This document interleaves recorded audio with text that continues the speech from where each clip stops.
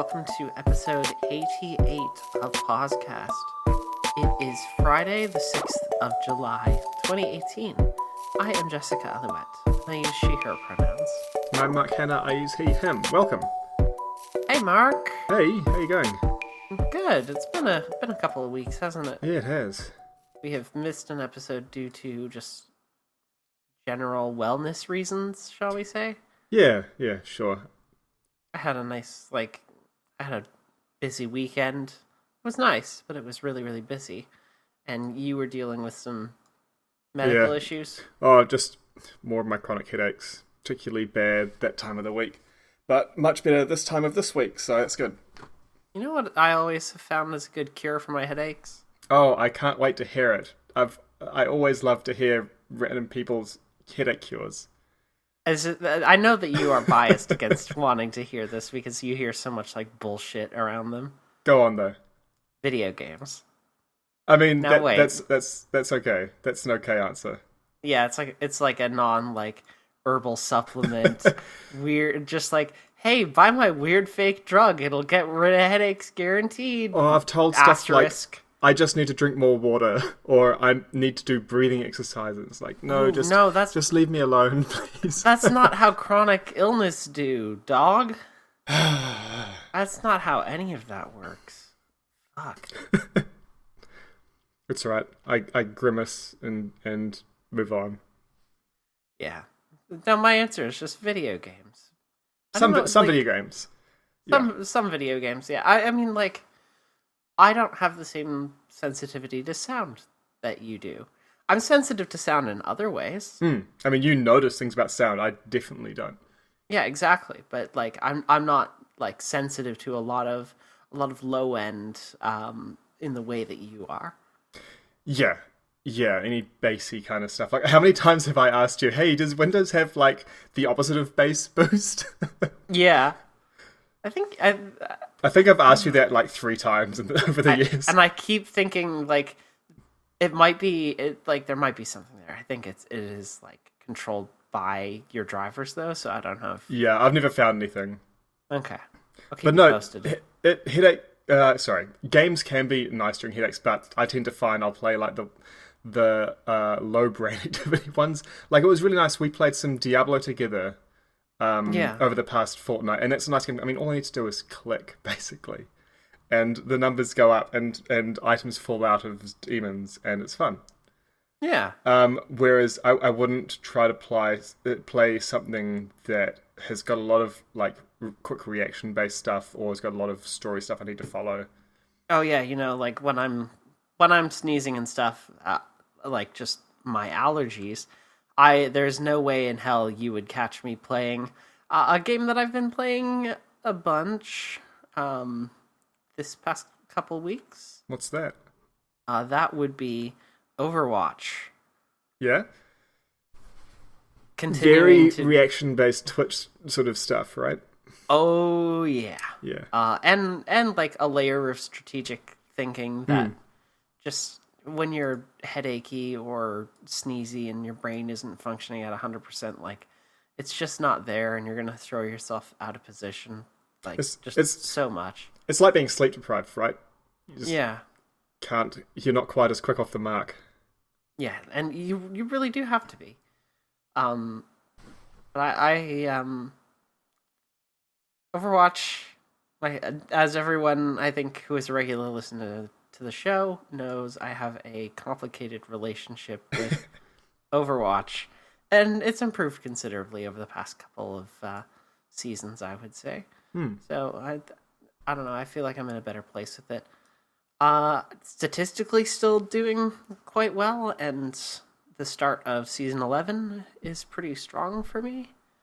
What I'm most keen to hear your thoughts on is, because they introduced a new character, right? Have you played with him? Yes, they did. So I haven't played with the new character yet. They're currently on the public test region. Oh, okay.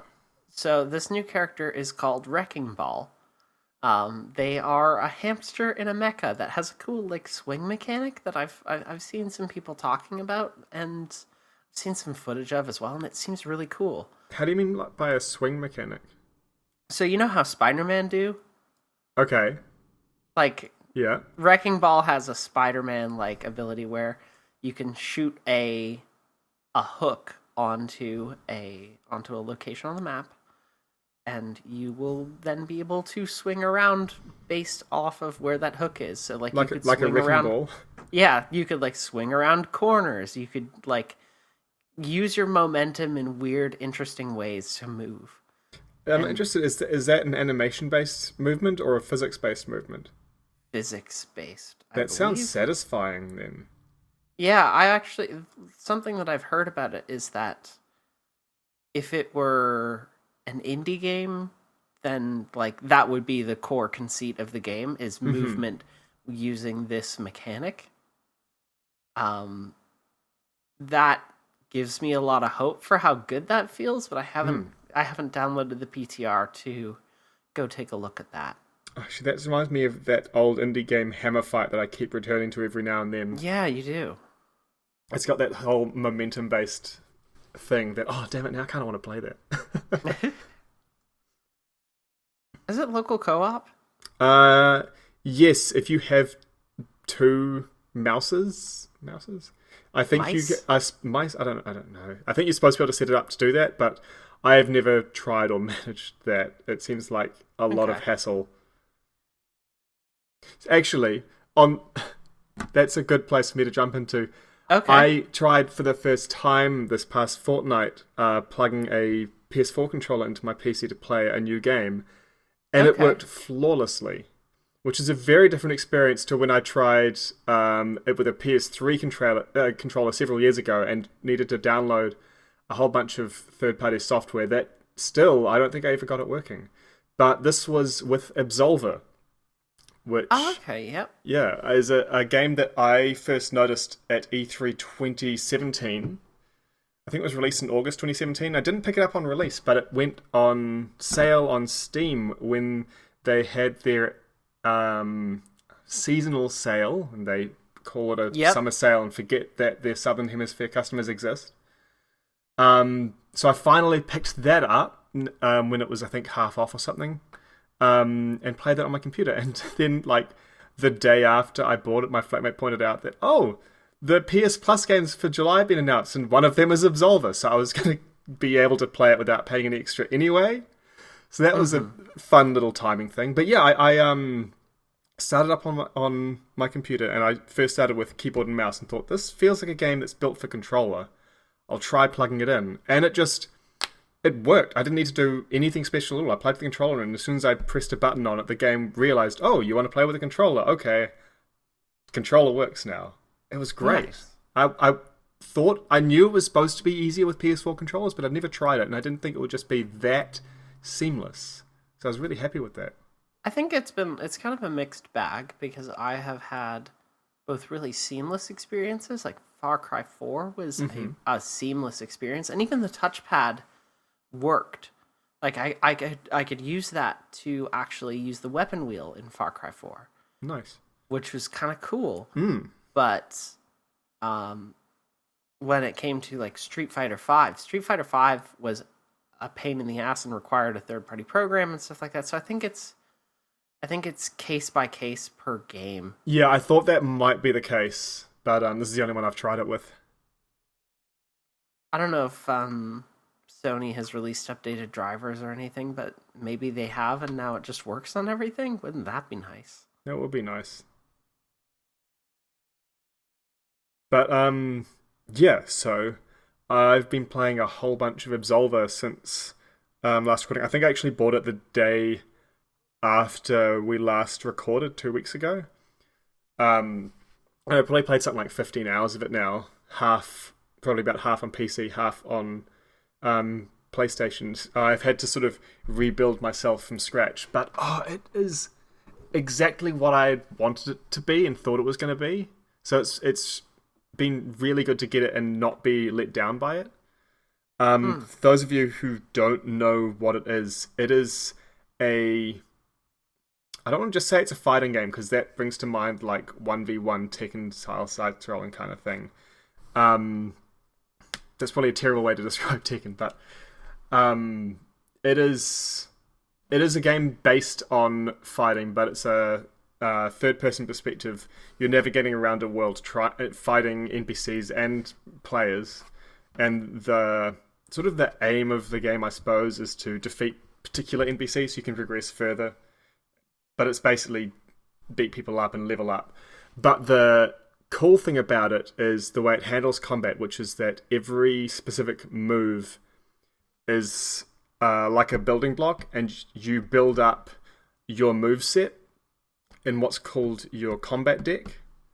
So there are 4 stances, which are basically where you're facing. You've got your left foot forward, your right foot forward as your enemy ahead of you or behind you. Each of those has got a set of available techniques, which when they finish will put you in one of those 4 stances. It might be the same one, it might be the alternate one, it might be one facing the other way. And you build up your combat deck to build combos together that you can press square to go through the combos, or triangle at any point to use one of your alternate techniques that puts you in a different stance. And you string all those together and a bunch of different defensive techniques that you get. And so pretty much every NPC and definitely every player has got a different moveset, so you can't just rely on memorizing combos. Every time you face someone, you have to take the time to feel them out and see how they fight. And it is the closest to an actual martial arts sparring bout that I've ever seen in a video game. It's really impressive. I did Taekwondo for 13 years, about half of which I was teaching, so I've got some experience with that, and it feels a lot like that. It's so satisfying.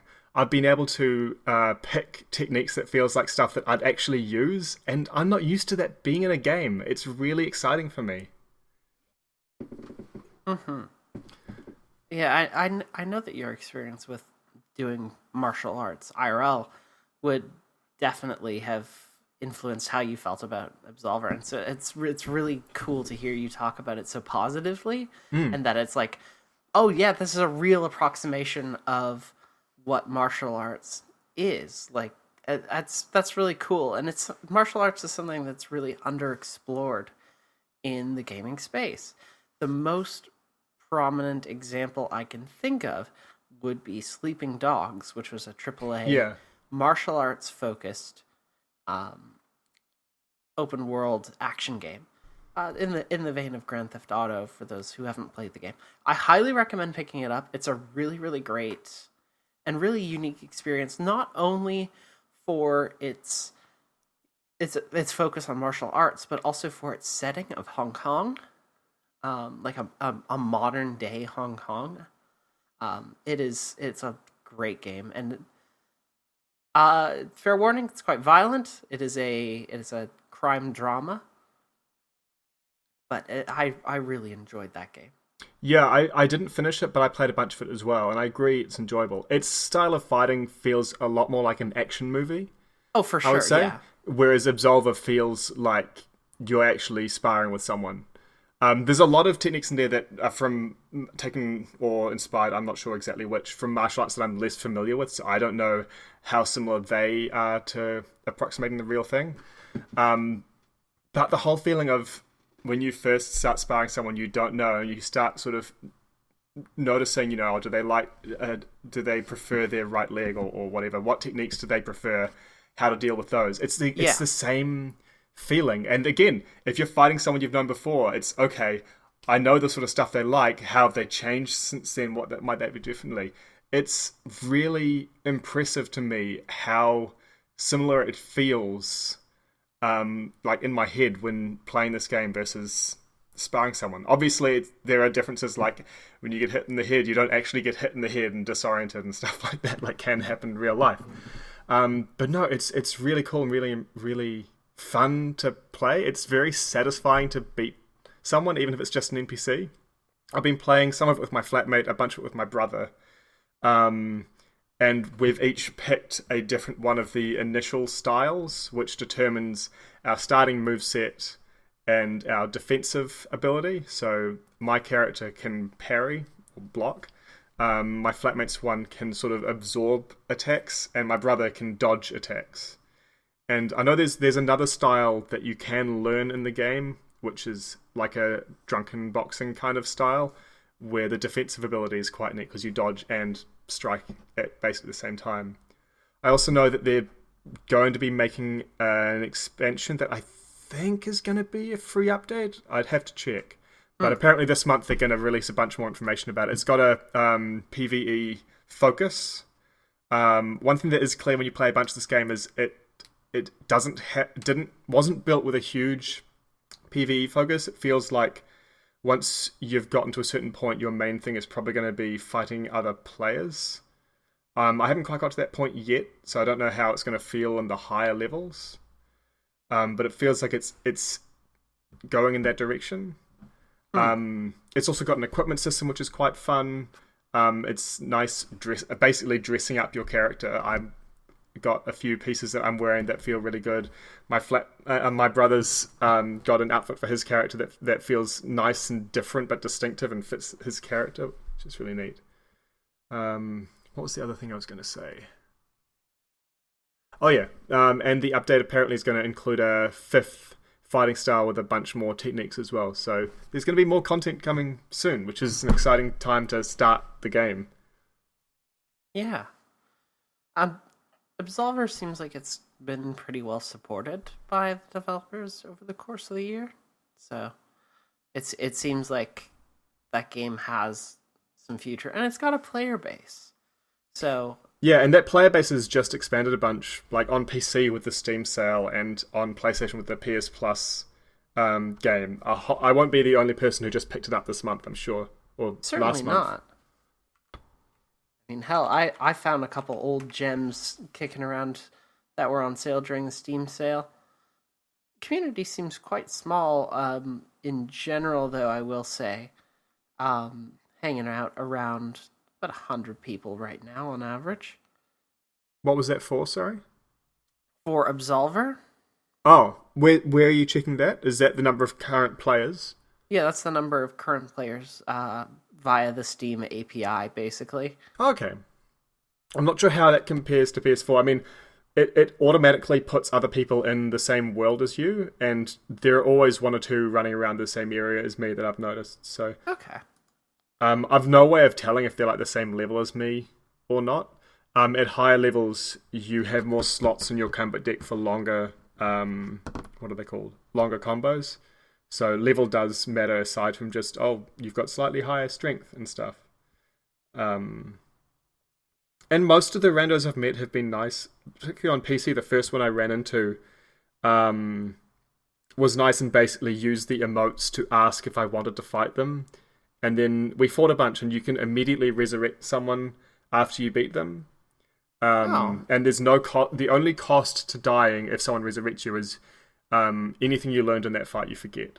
Every time you use a defense ability or a block on a move you don't know, you learn a little chunk of it. So the winner will learn some of the ability. That's how you learn new moves, is blocking them from NPCs and players, and then when you win the fight, you keep that progress. But so we fought each other a couple of times, and I won a couple of times, and they won a couple of times, and we just revive each other afterwards, and that was really nice.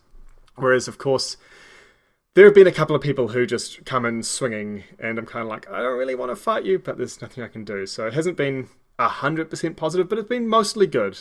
And when I'm playing with someone, it's actually kind of satisfying when someone comes in swinging because we're like having a fight and they want to fight us, and we're just both like, no, let's kill this person and then we can continue our own thing. Because 2-on-1, when you're the one, it's really hard in this game. Yeah, I would imagine, I mean, like real life. Yeah, like real life, the odds are very much stacked against you. You might say 2-to-1. Everyone's theoretically on an even playing field here as well. It's worse than that, though, because you get interrupted more because there's two people who are trying to hit you, and your stamina goes down faster while you're blocking. It's very hard. There are some techniques that you can take advantage of that have got like a wide range that might hit both of them, or if you dodge one of them, they might hit each other, which is easier to do than you might think when you're trying to cooperate, is to hit your friend. Mm-hmm. I mean, that same principle applies to Monster Hunter. True, although at least then you don't damage them. And there's like friendly fire is on. If I actually punch my friend in the face, I actually punch my friend in the face. Gotcha. There's also an occasional bug where some enemies the enemies that you're supposed to fight or to progress, they respawn quite quickly, I've noticed, because you don't want to show up and someone's just beaten them and so you can't fight them. Sometimes I've noticed they've spawned twice, including their minions, so I have accidentally gotten stuck in an area with 4 people, 2 of which are a mini-boss. I did not win that fight. 4-on-1, it turns out, is very, very difficult, just like real life. There's also, there's no grappling in this game, so martial arts like jiu-jitsu and judo and stuff don't have their stuff included. It's all striking-based stuff. Neat. But yeah, I've been having a lot of fun with it. I finished, in quotes, the game on PC, which is when you beat all the NPC bosses and become an Absolver. I've gotten up to the point where I can enter the last area on PS4, but I just haven't done it yet because I've been playing around with my brother outside of that area. It's quite a hard game to navigate. There's no map.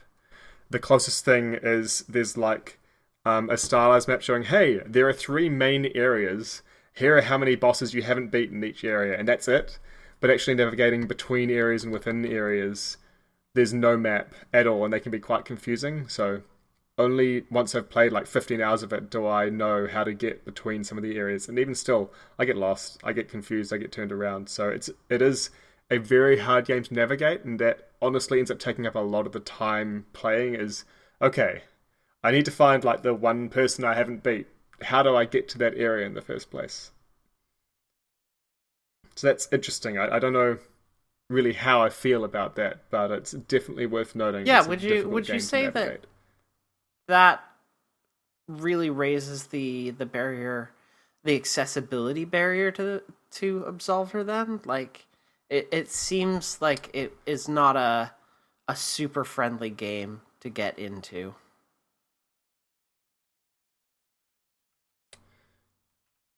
Yeah, I suppose. Yeah, no, I don't know how much more difficult it makes. I don't know if adding a map. Actually, I suppose they could have a map in their paused meditation screen where you've made your character safe, rather than having one on the screen, because you wouldn't want to get distracted while you want to be keeping an eye out for NPCs lurking around the corner who are going to punch you in the face, or worse, kick you in the face. But yeah, the lack of a map definitely makes it harder. Definitely, yeah, no, it does raise the barrier a bit.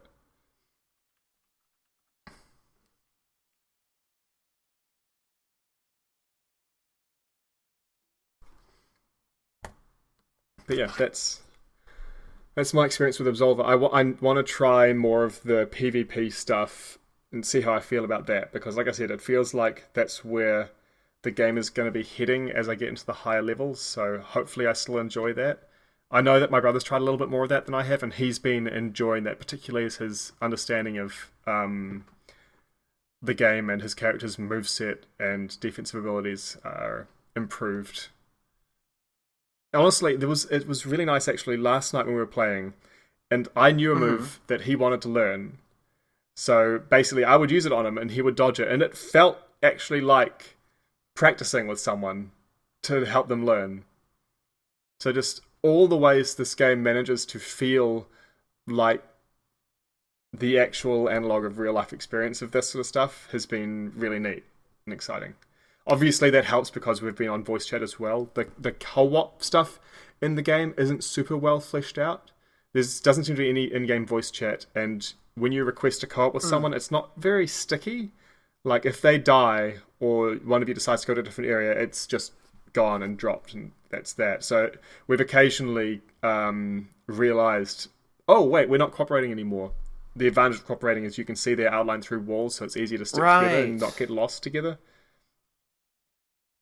So I think my brother has definitely benefited from having me around to be like, okay, now let's go beat this person who's in this area. Whereas it took me quite a number of hours to find all these things on my own, which, I mean, I enjoyed doing for the most part. There were only a couple of points I got frustrated because like I'd end up in the area I didn't mean to go to. But now that I know my way around, it's quite a satisfying feeling. Shall I move on to another thing that I have been playing? This week I have also been playing Fortnite. You hear about Fortnite? I heard something happened, but that's basically there was some all weird shit happening in Fortnite lately. The sky has cracked open.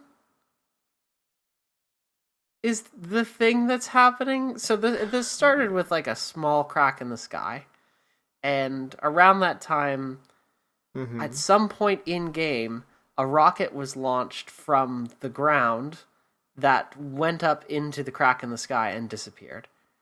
And up until recently, there have been huge cracks in the sky that expand like in real time. Like me and friends have been playing matches, and we've watched these things like crack open in real time.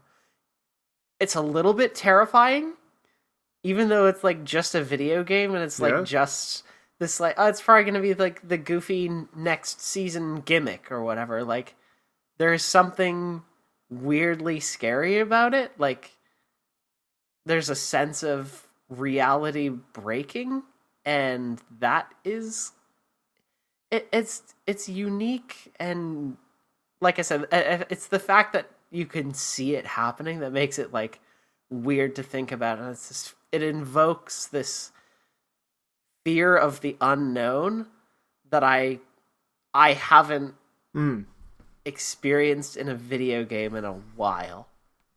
It's been a while since I've like been like, oh, like I don't know what's going on beyond there, but like I can see something happening, and I it is something that fucks with my sense of reality. It makes me uncomfortable. And so it's weird that this like goofy battle royale game about like shooting guys with your friends and having a good time is doing this to me. And yet lo and fucking behold, we've gotten a couple wins out of that game now too. Like, yeah, me and Ash have managed to pull 2 wins in one night at one point. Yeah, like it was kind of nuts. It's a combination of luck and on our toes thinking that's gotten us there. So, like, I'm not good at building in that game. Ash is, I also don't think particularly good at building in that game. She's certainly better than me at this point. But like neither of us are particularly good at that, and that's one of the skills that you need in the end game, unless you luck the hell out like I happen to. So, so when you say the end game, that's of a single match, of a right? single match. Like we're talking kind of like top 10 sort of scenario. Like at that point, most of the people who have survived, at that point they are making buildings appear faster than I can comprehend, certainly. Like, and I'm utterly mystified by how they do it. It's such a wild game. I've been having a lot more fun with it than its alternative in PUBG. I'm so glad that it's got so many good quality of life things going on in it now. So like what? The Legend of Zelda Breath of the Wild, I talked about pins last episode, I believe, where you could pin a location on the map, and when you look through your binoculars, you could also like see a physical column of light out in the distance. Now, that's right. Yeah, I remember. Fortnite also does that for pins that you have placed on the map.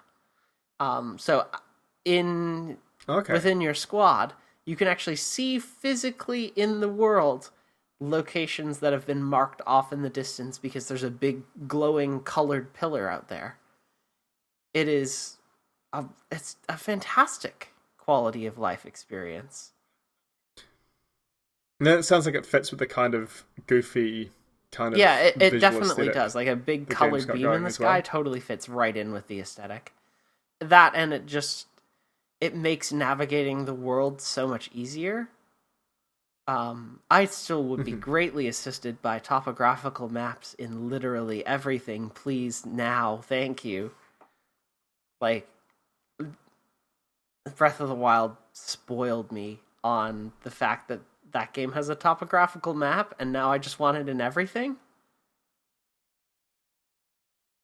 You've sort of got that a little bit in some games that have got those like pseudo 3D or I suppose actual 3D maps. Like Skyrim, you can see where the mountains are on the map because they like stick that out of the stuff map. Is cool, but like if you're using a 2D map style map, like if you're going ahead and using a if you're just doing what PUBG and Fortnite doing, which is a flat 2D image, bird's eye view, I would love topographical information there, so I know, like, oh yeah, I've got a hill to run across over here, and oh yeah, like this, and this are great vantage points because they have the height advantage. You reminded me now of playing Oblivion, where I'd like map a route, and then it turns out it's straight up the side of a mountain, not along the road, because I want to take the fastest way. So I'll end up running on this slope and just sort of strafing along until I'd reach a point that I could either jump from or that would be slightly below the threshold where I could run up it. And like you'd notice that where there's grass, you can generally run. So you'd run as high as you can and then jump at the last minute so you can get even higher. Strafe along till there's another point you can run so you could run straight up these slopes. Pretty games. I remember my favorite trick to get up slopes in Just Cause is just to like let myself up a little bit and then drop the grappling hook, and then just keep repeating, or climb with the parachute. I played a little bit more Just Cause in the past couple of weeks. It's a relaxing game to go around in and just wingsuit. I really hope that Just Cause 4 is going to have some way of just being like, okay, I want to be chased by bad guys, and I don't want them to stop if they lose sight of me. Because the most fun thing in that game is standing on top of a car someone else is driving and shooting out the tires of all the people chasing you. But the problem is if you shoot their tires out too fast, they lose sight of you and they stop chasing you. I just want that to keep happening. On the other flip side of that, though, like I like the Zen-like experience of just like wingsuiting for a little bit while you're not being pursued. Oh, hell yeah. I mean, I've got that. You still have that record that I haven't bothered to touch. Though, honestly, every time I start now, the game tells me about some record you've beaten of mine, and then, as a bug, that notification stays on screen the whole time I'm playing. Oh, goodness. It's taunting me. It just really, really wants you to, like, try and beat it.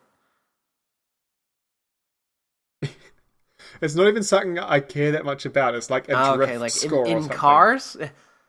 When you can do anything else in that game? If it was like Forza or something, I could get caring about your drift score. It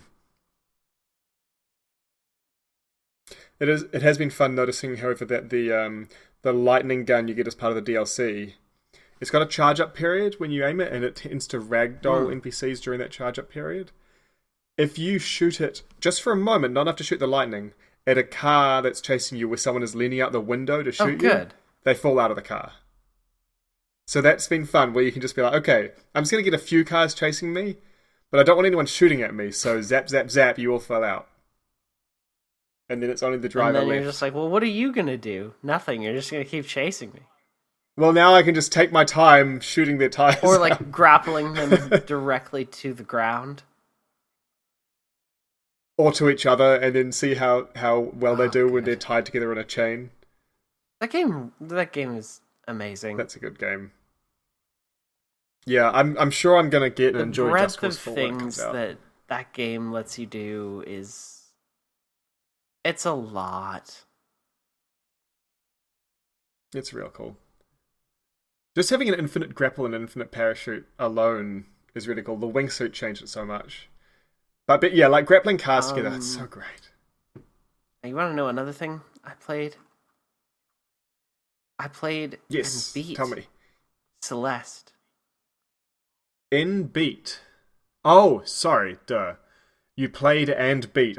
My brain did a thing where it interpreted words differently. You beat Celeste in a marathon 6-hour stream. Wow. Now, before you say any more, I have heard only that Celeste has an impactful and memorable ending. I don't really want to know specifics about it because I feel like I'll probably get it and finish it at some point. The ending is absolutely impactful and memorable. That game is great. There's so much going on in that game that is just so good. There is one scene that adds a unique mechanic that also adds a lot to the story of that game as well. And I really, really appreciated that. So no spoilers, but that game's fucking great. Mm-hmm. I highly recommend getting it and finishing it. It has a lot to say about mental illness. It has a lot to say about pushing yourself to the absolute limits. And I definitely felt, just playing it, I definitely felt like I was being pushed to my limits, but also being pushed to, like, persevere. It very much feels like I had a support network, I guess, throughout the whole thing. Like, it felt like the game really wants me to finish it. And there are messages throughout that encourage me to do so. And so it really, really drove me.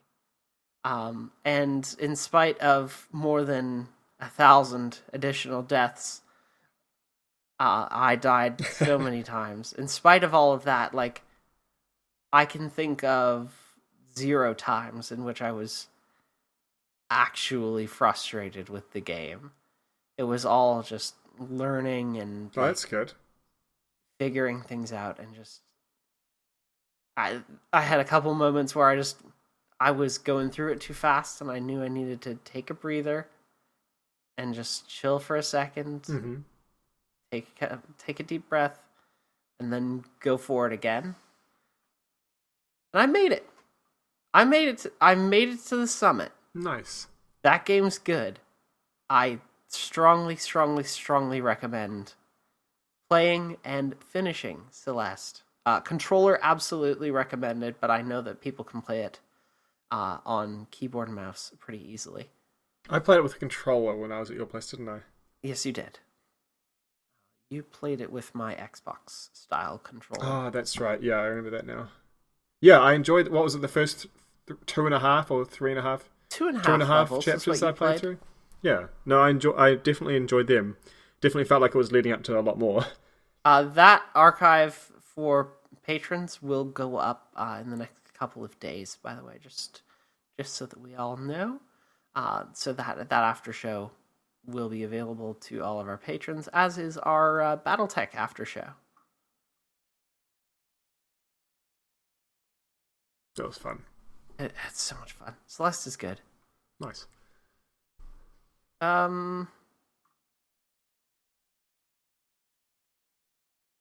Yeah, I don't have a lot. I've got one other game that so during the backwards seasonal sale on Steam, I picked up Space Pirates and Zombies 2. Mm-hmm. I've mentioned Space Pirates and Zombies on this podcast before. It's a game I got ages ago in a Humble Bundle that I've returned to a few times. And I returned to it earlier this year or late last year, I can't remember when. And enjoyed it. And I've known about the sequel for a while, but been kind of unsure about it. But it was on sale, so I picked it up. And though I've enjoyed it, it hasn't been scratching the same itch as the first game for me.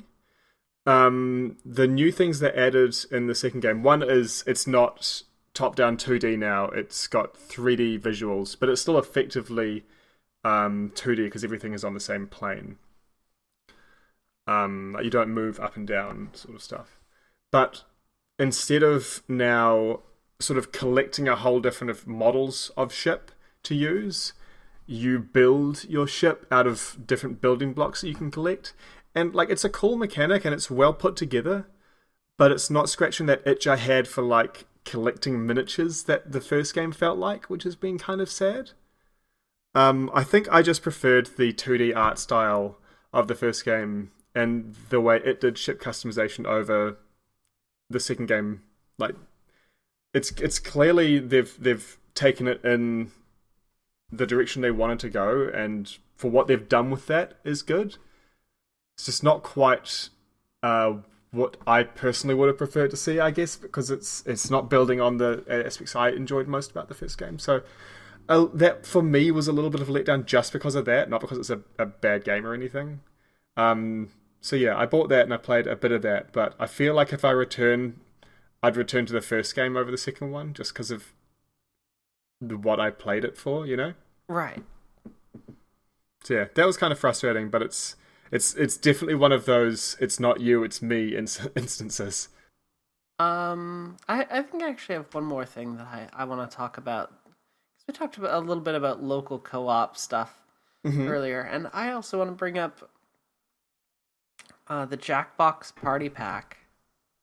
Because I had the opportunity to play that over the weekend as well, and that game is just it's such a joy to play with friends. Was that the thing that we trialed out when I came over? It was indeed. Right. Did it work much better with more than 3 people? Even just 4 people. It's brilliant. Nice. I mean, it was good with 3, but it was clearly made for more than 3 people. Yeah, absolutely. So I've had the opportunity to run a few Jackbox games now. Mostly just hanging around the second party pack. And it is just... It's such a joy to play that game with friends and be able to make dumb jokes that you all get. And like the beauty of the Jackbox Party Pack is it kind of is... It goes as far as you would like it to. You and your group of friends would like it to. Where games like Cards Against Humanity can like easily go farther than anyone feels comfortable with. Yeah, the way I saw it, it sets you up, but you write the punchline. Whereas Cards Against Humanity doesn't have that. It gives you the punchlines to choose from, and they're not always stuff that you want to use. Yeah, exactly. And sometimes you just feel like you're forced into playing an abjectly shitty card. Yeah, unless you've got like a set that you like, you've taken out the cards you don't like, or whatever. But you don't need to worry about that with this. Yeah, because it allows you to push the limits as far as you and your friends can take it. It also means that you can have running jokes as either a match or just like, I don't know, your relationship overall goes on. Like you can put those inside jokes in there without having to print out additional cards or figure out how to put them into a digital version of Cards Against Humanity, anything like that. So I just wanted to say that those games are really, really fun, and they're pretty easy to set up for streaming, too. I had a good experience streaming that for Feminist War Cult. Oh, I didn't realize you streamed it. Yeah, I actually had the opportunity to play it with like 6 people over just a call, and it was all done on stream. Nice. It was very straightforward and like fun to do, and it worked. But there's something special about all being able to sit in the same room and like just use the phones and stuff that you guys already have, and just, you know, draw stuff, type dumb answers, and just generally have a good time. Yeah. Actually, that reminds me, I need to organize getting myself a Switch, but I am looking forward to when the next Monster Hunter game comes out, because one thing that World has had me missing is that feeling of 4 people in the same room playing Monster Hunter together. That's the thing that we've always had with the previous games that have been on handheld devices, but once it moved to a main console, though that game had so many good things, one thing it was missing was sitting in the same room playing together. Because it is a very different feeling. I think it comes out next month. I really need to sort myself out and find a secondhand Switch to buy or something. Yeah, right. Video game hardware is expensive, as it turns out. Yeah, Switches aren't super cheap. Nope. So I need to figure that. They're such neat pieces it'll be though. how many times... Okay, hold a sec. I bought my PSP for Monster Hunter. I bought my DS for Monster Hunter. I bought my Wii for Monster Hunter. I bought my 3DS for Monster Hunter. I bought my PS4 for Monster Hunter. If I buy a Switch for Monster Hunter, it'll be the 6th console I've bought because Monster Hunter's coming to it. Oops. They have to stop switching consoles. Fucking hell. I mean, generations go on, etc., etc. I mean, to be fair, that's also every console I've ever bought. The thing that made me buy it was the Monster Hunter game coming out on it. I mean, PC is the only one that I didn't first buy a PC because of Monster Hunter. Yeah. Alright, cool. Well, do you want to wrap this show up? Yeah, sure. I think that's all I've got to talk about. Yeah. Thank you for listening to this 88th episode. Oh, wait, hold on. PauseCast. Before we go... What are you looking forward to playing? I am looking forward to... I've started my Overwatch Season 11 placements, so I'm going to finish that. Mm-hmm. That's going to be a good time. Already 4-1 right now, so cross your fingers. Yeah, I'm up. Like, nice. Things are going good. I'm halfway through. And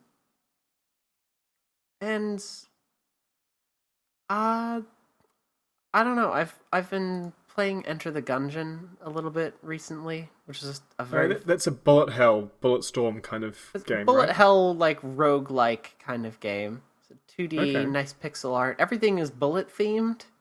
I mean, that makes sense with the name.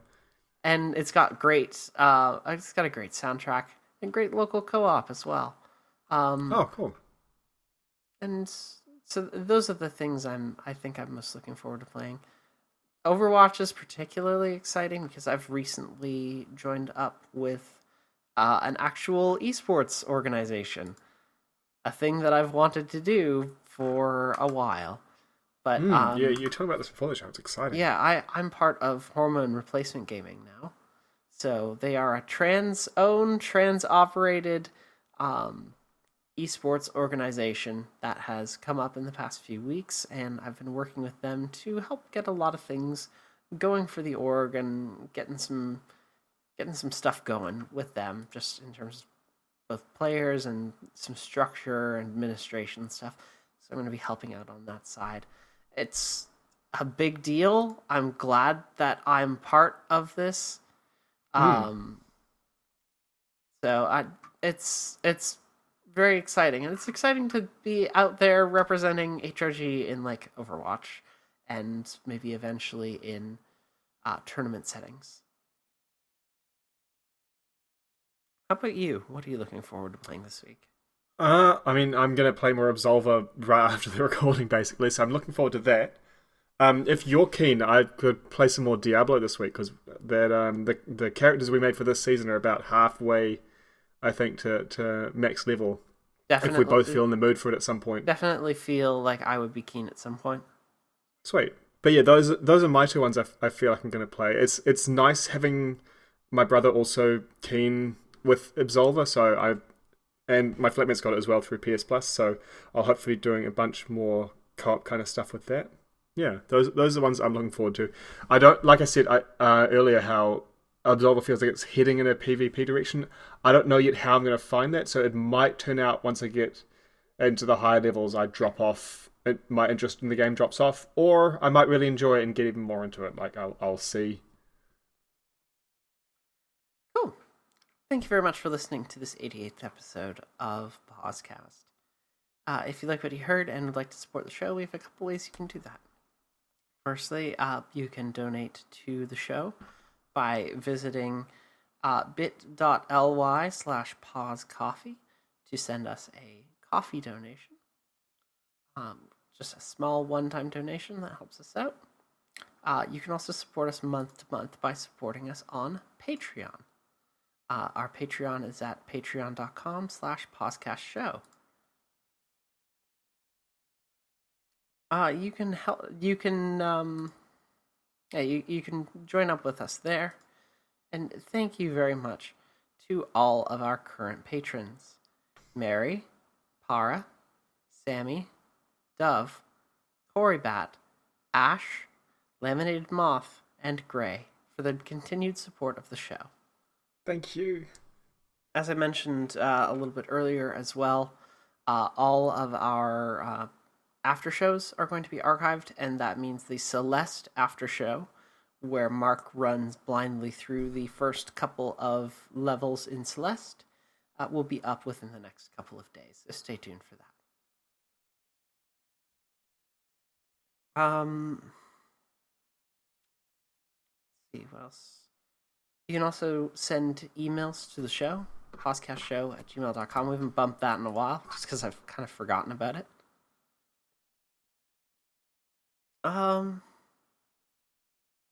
And Mark, where can people find you online? I'm on Twitter at HonestUniverse, and I write a blog as well, though not about video games, at honestuniverse.com. You can find me at bird.school or maximumgun.org. Lastly, before I go, as always, we'd like to thank Leon for the use of our theme song, Honey Milk Island. You can download Leon's music, including some of it that you can download for free at soundcloud.com/LEYAWN. There's Mark's usual yawn. Damn it, I was trying to hide it. You can't hide anything from me. Alright, that is going to do it for us this week on PauseCast. Sorry.